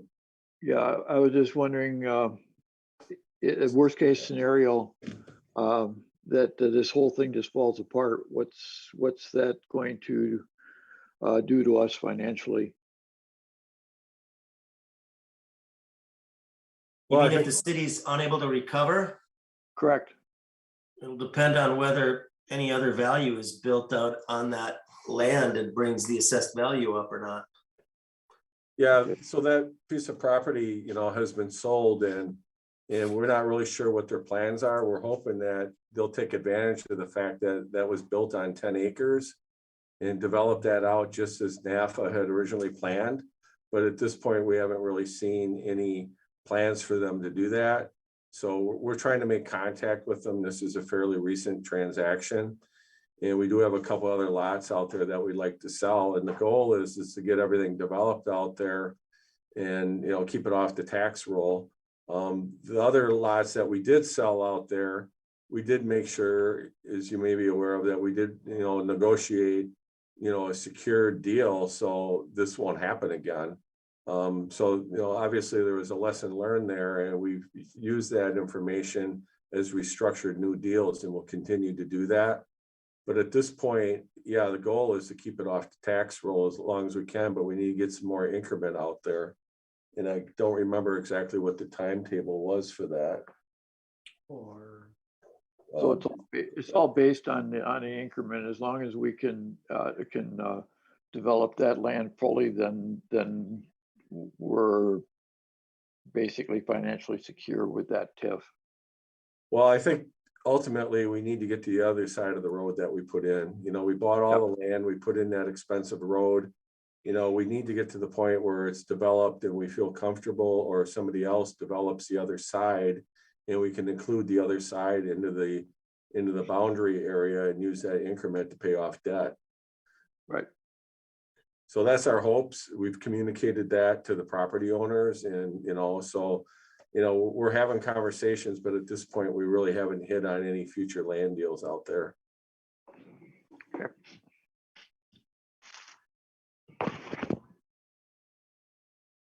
Anybody else have any thoughts or questions?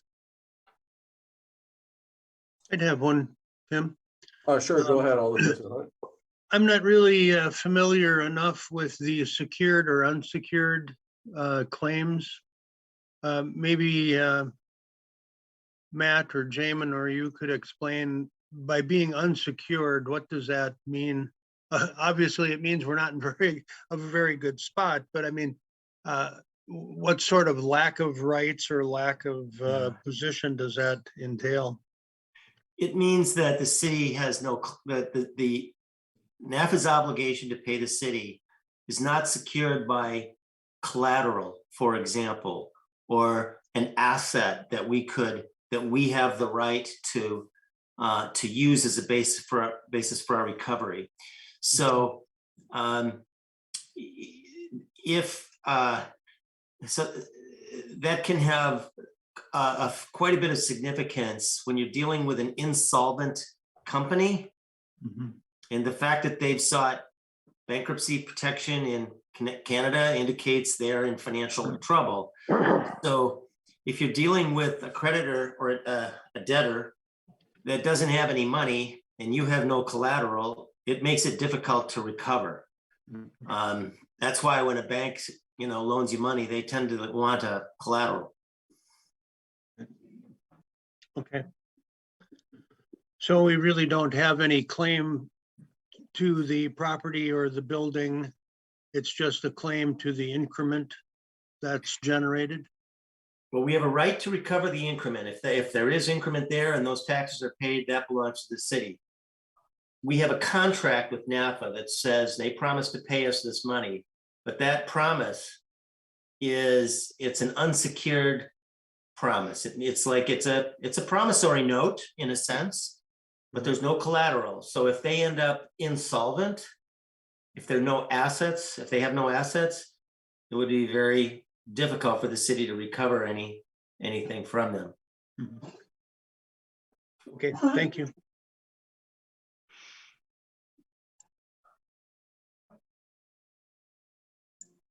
All right, any other questions or comments? All right, seeing none, I guess we need to figure out what you want us to do. We can either move forward with a motion for the $5,000, or we can, go the other way and, say lesson learned.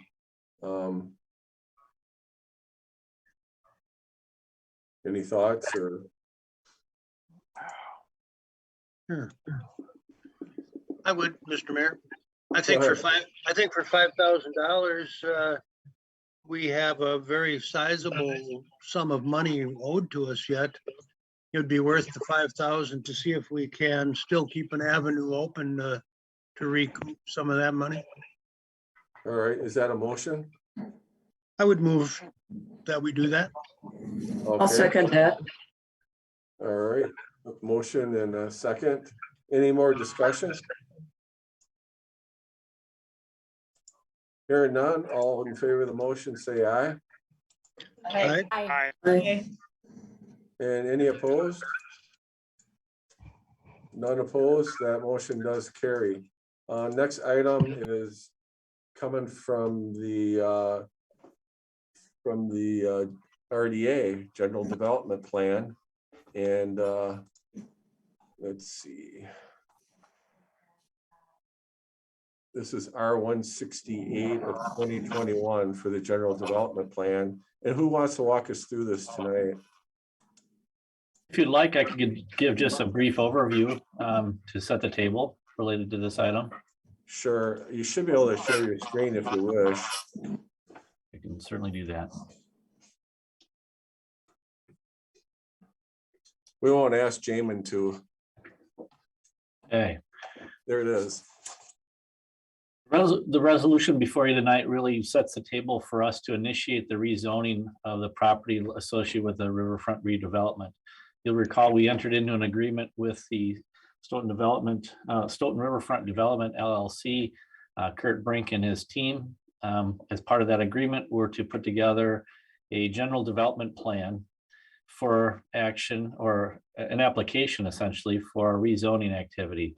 That application is the material that's really before us tonight. The application will initiate the rezoning process.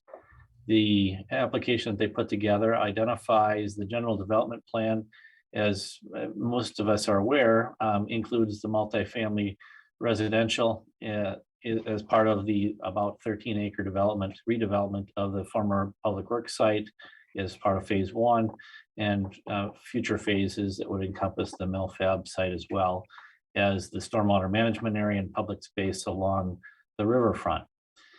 You'll recall there's been a number of presentations made about the development overall. The concept plan has been presented in the past. This really does represent a very significant or very consistent submittal based on previous concepts that the Council and Plan Commission and RDA have seen.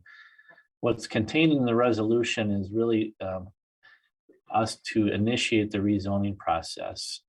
You'll find in the resolution reference to the general development plan document that the Brink team put together, really on behalf of the RDA and the city. It'll be a joint application for rezoning, the RDA and the city. The RDA did take action last week, Thursday, on the submitted document in support of, as it's currently written. They had worked with the Brink team to refine some language that's currently found in the document before you tonight, related to some of the conditions or exceptions or aspects of the narrative that's contained in the application. Contained in the narrative, you'll find the components of the general development plan. But I think one of the areas I wanted to really focus on is, as part of the rezoning in the general development plan district, ultimately we'll be in the future, as after following a public hearing and process through the Plan Commission, the council will actually act on a rezoning ordinance. The rezoning ordinance for general development plan will outline a number of potential exemptions or special considerations that are associated with the flexibility that is afforded as part of the general development plan process. A number of those are listed or enumerated in this document. If you look on page 7 of the document, you'll see the exceptions that are really related to setbacks, height, density levels, and parking requirements that are real consistent with the previous dialogue that the communities held related to this riverfront redevelopment effort. And I can walk through all of those, but suffice it to say, at this point, the RDA worked through this at great length last Thursday. The Brinks team is with us again tonight, so if there's additional questions, we can ask them, of course, related to that. Alder Hirsch, as part of the RDA, as well as the RDA members, did work to include additional language related to some sustainability aspects of this project, and they're actually found in this document as well. So I think you'll find this has morphed into quite a good community project with good interaction between the RDA, the city, and the development team. With that table set, maybe Alder Hirsch or somebody from the RDA would like to speak to their opinions or their vantage point from the RDA representation. Sure. Do you want me to introduce the resolution first before we go into discussion? Because we never did that. Or Sure. you want to? Yep, I wanted to make sure that you're comfortable with everything. I haven't had a chance to speak with you since you were kind enough to make some changes and they were incorporated. Right. I mean, I just want to make sure that, one, the council knows that it's a two-process sort of that the GDP needs to, be approved both by the RDA and the city, because the city actually owns part of this land. And so their input into this process is just as important as the RDA at this point. I mean, RDA has, been working on this for years and we're really happy with it. But it's really important that the city council is also really happy with everything that's on there. And, this is a time that you get to voice your concerns or your ideas because this is your project as well. I just want to make sure that everybody knew that it's, it had to be approved by both the RDA and the city and, like everything else, but this is equally your responsibility as well as RDA because that's the way it was written in, can't remember if it was a development agreement or the purchase agreement. We've had so many. So there's my spiel on that, but I will read the resolution. It doesn't mean that we can't have any amendments or anything like that. Approval to initiate rezoning process on the general development plan submitted for the riverfront development area adjacent to South 4th Street and East South Street. And that's resolution 168 of 2021. And I so move. Is there a second? Second. All right, thank you. Alderperson Doom, is there anything you want to add as an RDA member? Well, as Rodney said, the other night, we had a long meeting, a lot of discussions, and Alderperson Hurst brought up a lot of good changes to the document, and Brink teams got down and put all those changes in there that we requested. And I was very happy to see that. I think we put a lot of time and effort into this, and I'm fairly happy with the way it's set up right now. All right, thank you. And I open it up to any other alders. If you have any questions or comments, certainly the Brink team is here as well. We'll give them an opportunity to speak to it, but before they do, are there any initial thoughts or questions? I have one. Alderperson Majewski. I'm just curious. I'd like to know what the reasoning is behind the statement in number 3 of sustainability features, sub B, where solar panels, it will take them up to 10 years to install.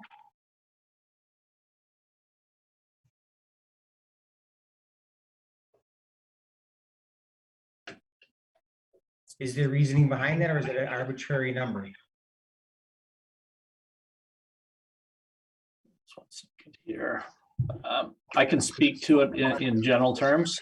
There was discussion with the Brink team last week, Thursday, they certainly have strong interest in having it be solar powered sooner. But they certainly understand the interest in trying to have it done in a timely fashion. But this was an effort to recognize that there may be a need to try to have it done over a longer period of time. Like Kurt Brink or Matt Brink or somebody else can also speak to it, but there was a back and forth related to that last night or Thursday night, and it really was an effort to try to acknowledge the significance of having solar be an integral part of the project and making them solar ready initially, but certainly have solar be intended to be installed within a certain sunset date. This is Here's- Kurt. Can you hear me? Yes. Go ahead, Kurt. What this came about is we're trying to achieve the solar. Solar is extremely expensive to put on right now. What we were explaining is we went back and forth with the RDA is that the building will be set up because there's a whole system that you have to work through the center of the building to be set up future-wise to put solar in and have your disconnects and everything else. We hope to get it in, and we're hoping that there will be some new with this. We haven't read the full infrastructure bill through, that there'll be some new tax credits in. And what we're saying is no matter what, we will put it in. And since it's an unknown factor out there, we're committed to it. We're going to try to get it right away, but it may take up to a little longer. But we think our goal is, and I think the rest of my team is, to try to put it in right now. We're just trying to make sure the economics of it work properly. May I? Yeah, you have a follow-up? Yeah, I totally understand that. However, council and the city has really put forth an effort to say that they wanted to move forward with sustainability, and I think it's a really positive step. And this is then a little unusual in this situation, is that, in most sites that come forward to us are done by through private enterprise, where this is actually our property and we actually control for a change how development will happen. And I think that this council needs to walk the talk that is put forward. I understand that you want to push back a little ways for possible tax credits or whatever, but 10 years I think is just an extraordinarily long period of time. I can see 3 years, but 10, I have a hard time with 10 years. I think the city needs to, if we're gonna say we want other developers to do what they are, what we'd like to see happen, which is be more sustainable, we have to do what we're talking about, and not be just giving lip service to this. And like I said, 10 years is a decade. A decade. I think it's just a little bit too far down the road. Thank you. All right. Anybody else have any thoughts or questions?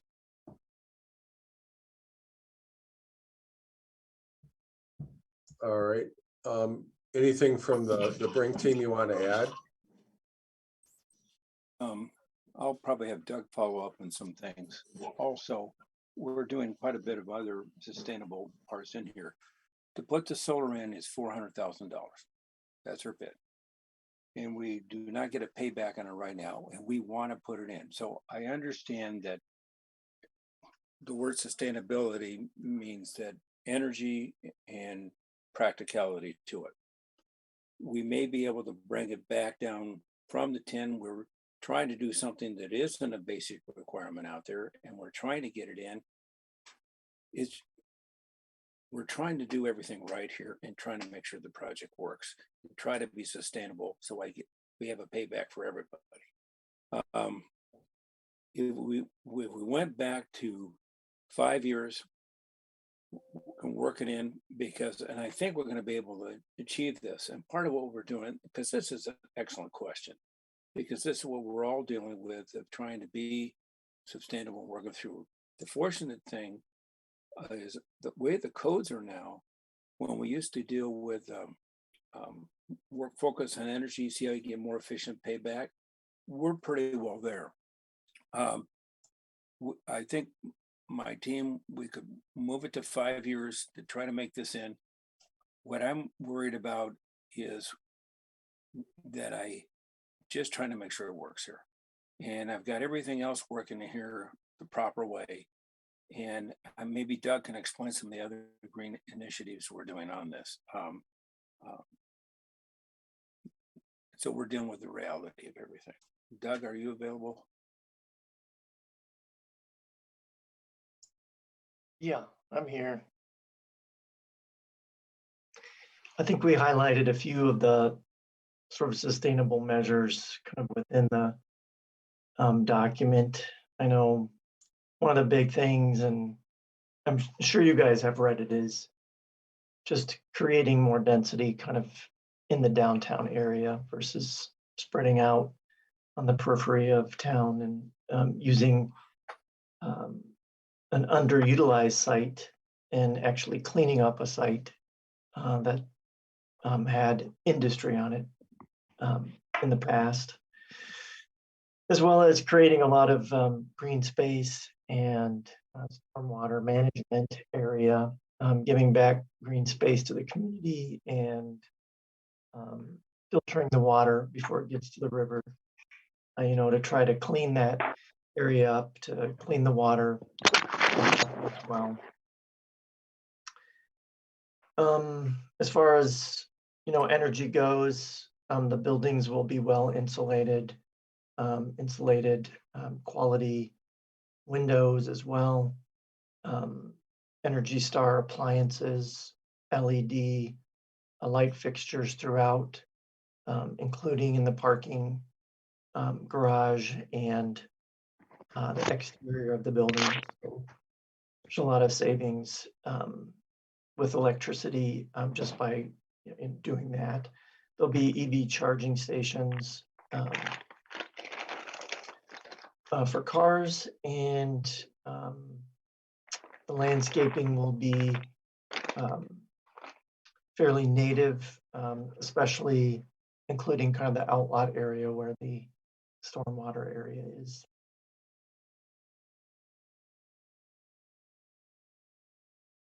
Yeah, and everyone, this is Matt Brink, Kurt Brink's son, for those of you that I haven't met yet. Just to touch a little bit more on the solar, as Kurt was alluding to, him and I have been talking about this kind of behind the scenes here. I think if shifting this back to kind of more of the 5-year horizon, that's certainly reasonable and workable in our opinion. Just for further color on why we were looking for some room if needed, is just with the fluctuation in material cost and trying to keep the budgets in line to get the project financed and have a financeable project. And given the upfront cost of solar, it wasn't something that we wanted to codify and put hardline in that, yes, we can do this now. It is our intent. We will at very least be solar ready out of the gate. However, if things fluctuate and certain decisions have to be made, we need flexibility to make those decisions on the development side. We have to put a roof on, obviously, and other things too. So it's something that we want, that we're committed to. We just need some flexibility there. So again, as Kurt mentioned, if going from 10 to 5, if that's certainly a more palatable number, that's fine from our perspective. So I just wanted to provide some more kind of color and thinking as to the reasoning why we wanted some time frame to install the solar itself. This is Rachel, if I may, Mayor. Sure, Alder Venegas. Yeah, my feedback would be that 5 would be a lot more palatable than 10. And then also possibly look into how much it would cost to fund until solar is installed, how much it would cost to fund the power supply coming from the Go Green option with utilities. I know that would probably be kind of a non-standard setup, but it's just something to consider in the meantime until solar goes up. So the Go Green option is the renewable energy. Yes. Paying a little bit extra to have it funded through our co-op using green energy. Is that a conversation, Kurt or Matt, that you could have with Jill or Amy at WPPI and Stoughton Utilities? I think it does. It could be a great way to work it, since the individual unit owner will be paying the energy on their own unit in the interior. I don't know what the plan works. It's interesting to look at, and how is it a 10% increase? Is it a 5% increase? It's something we will definitely look at. It may be a great option that we can work on. Yeah, and just to put a finer point on it too, as far as solar is concerned, it is in the budget now. So we are intending to put it in. As Kurt said, we have a bid, we have a proposal, we're working through it and the financials and everything else to make it work. So we want to make sure that that point is clear, that again, we are committed to it. We just wanted the flexibility, if something unforeseen happens with the materials market out there. All right, thank you for that. Is there anything else on this subject? Otherwise, what we'll do is we'll see if there's other subjects, and then kind of come back at the end and see if we need to do an amendment.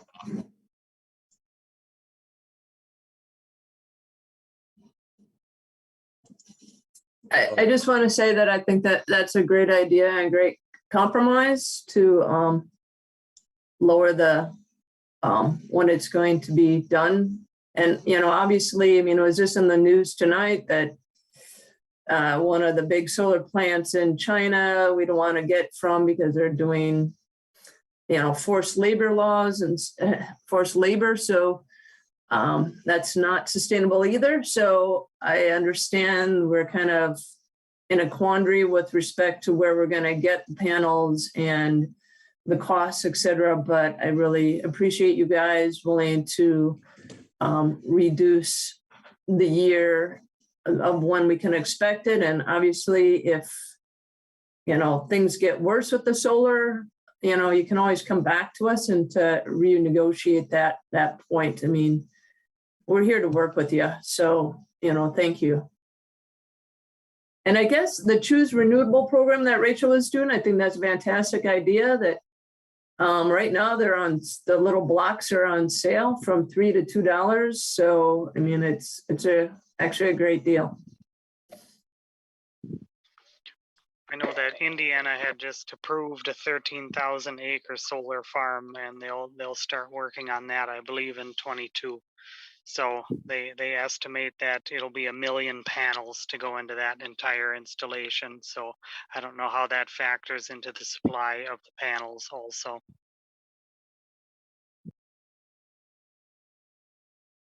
All right. Does anybody have any thoughts or questions about anything else in the general development plan that we haven't touched on?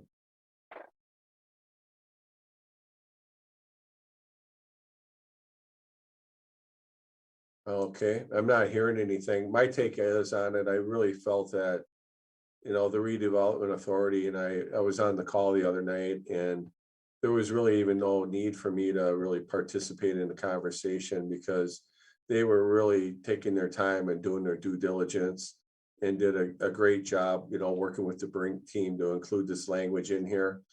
Obviously, going from 10 years to 5 years is more palatable. So if that's the desire here, then I would entertain a motion for an amendment.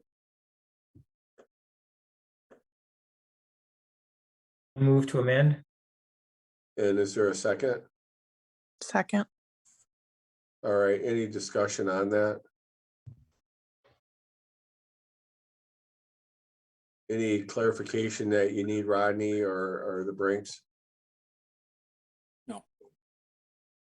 Okay, all in favor of the. Okay, all in favor of the amendment, say aye. Aye. Aye. And any opposed?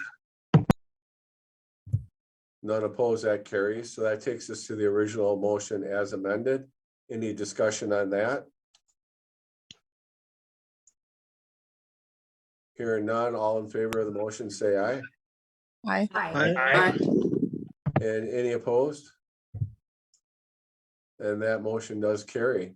Thank you very much. So kind of next steps, Rodney, maybe you can kind of walk us through that quickly. Yeah, this will initiate the public hearing process. This is actually a rezoning application that will now be considered by the Plan Commission and City Council ultimately. So that'll be the GDP rezoning step. Following that, as in tandem with that, there will be a certified survey map that'll be submitted and part of the package for review as well. Once those items are approved, it'll move on into the specific implementation plan step, which again will be reviewed and approved by the City Council. So a Plan Commission, I believe, in City Council. So that'll be covering into the next couple of months. The anticipated closing date for this entire project was the end of February. So there's a number of calendar dates that we're still trying to orchestrate. This was the initial step that really needed to take place to keep the calendar in motion. So I'm glad to see that we're moving along that timeline. And if things fall into place, that'll still accommodate the closing at the end of February. All right, thank you for the summary and thank you for the extra meetings that you've been attending, as well as Jamin and Attorney Dragney as well was very instrumental in working with the Brink team to put these agreements together. And I certainly appreciate the flexibility of the Brink team. They've been just wonderful to work with. And we echo that on our side, of course. We're really looking forward to this, and thank you for everyone's work to this point, and we're looking forward to the next steps. Excellent. We'll see you soon. All right. And I think that's all we had on our agenda for tonight. Move to adjourn. And is there a second? Second. And a second by Majewski. All in favor, say aye. Aye. Any opposed? None opposed. Thank you very much, everyone. Have a good night. Good Thanks, night. everyone. Good night. Well.